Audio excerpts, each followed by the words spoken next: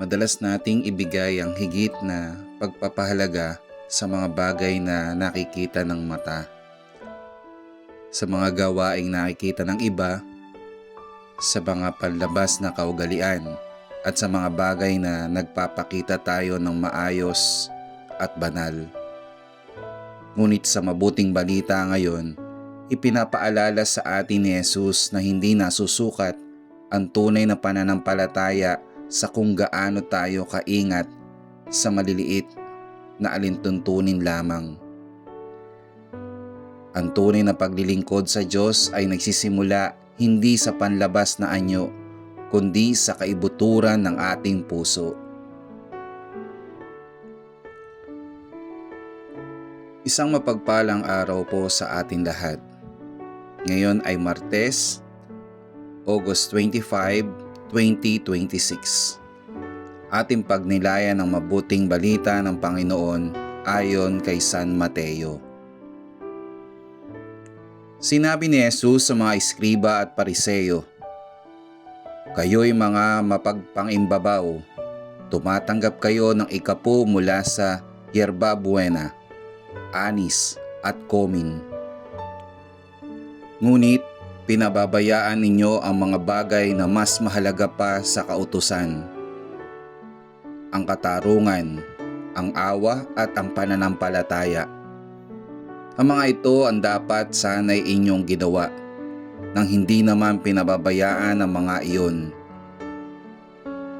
Mga bulag na tagagabay kayo, sinasala ninyo ang langaw, ngunit nilulunok naman ninyo ang kamelyo."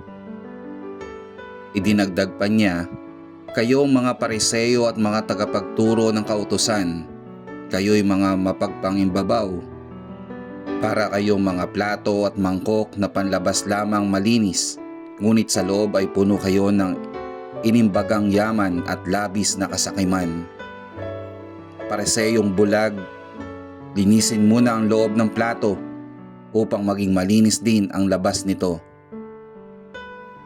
Ito ay paalalang tumatagos sa puso nating lahat. Marahil ay tapat tayong sumusunod sa mga utos, nakikibahagi sa mga gawaing pananampalataya, at mayangat sa mga bagay na alam ng lahat. Ngunit nasusuri ba natin kung ano ang nasa loob ng ating puso? Kapag gumagawa ba tayo ng mabuti, ito ba ay may kasamang awa at katarungan sa kapwa? O ginagawa lamang natin upang masabing sumusunod tayo? Kapag tayo ay tapat ba sa Diyos, ito ba ay may kasamang pagmamahal at pag-unawa? O puro lamang tuntunin at paghuhusga sa iba? Hindi sinasabi ni Jesus na hindi mahalaga ang pagsunod sa mga alintuntunin. Ang nais niya ay huwag nating kalimutan ang mas mahalaga, ang pagmamahal na nagbubunga ng katarungan, awa at tapat na pananampalataya. Ang tunay na kalinisan na hindi lamang sa panlabas na anyo, kundi sa pusong malinis sa kasakiman, puno ng pagmamahal at tapat sa Diyos at sa kapwa.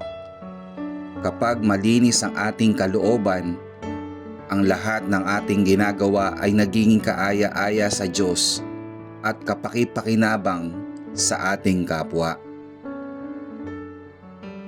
Manalangin tayo. Panginoong Jesus, patawarin mo po kami sa mga pagkakataong mas inuuna namin ang panlabas na anyo kaysa sa tunay na kalagayan ng aming puso.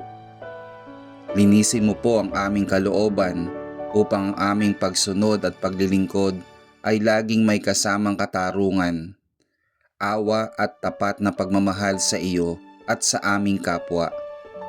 Turuan mo kaming pahalagahan ang mga bagay na tunay na mahalaga sa iyong paningin. Amen.